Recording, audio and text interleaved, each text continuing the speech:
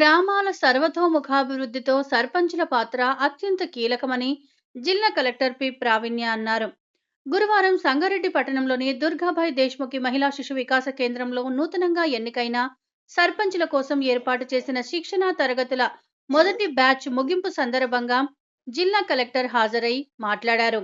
ఈ సందర్భంగా కలెక్టర్ మాట్లాడుతూ, గ్రామాలకు మంచి జరగాలంటే సర్పంచులు పంచాయతీరాజ్ చట్టం 2018పై సమగ్ర అవగాహన కలిగి ఉండాలని అన్నారు.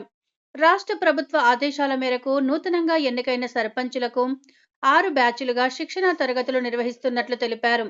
ఈ శిక్షణలో గ్రామ పంచాయతీల పనుల నిర్వహణ, గ్రామ అభివృద్ధి ప్రణాళికకు రూపకల్పన, అలాగే ప్రభుత్వం అమలు చేస్తున్న కుటుంబ సంక్షేమం, విద్య, ప్రజారోగ్యం, సామాజిక అభివృద్ధి వంటి కార్యక్రమాలపై పూర్తి అవగాహన కల్పిస్తున్నట్లు తెలిపారు.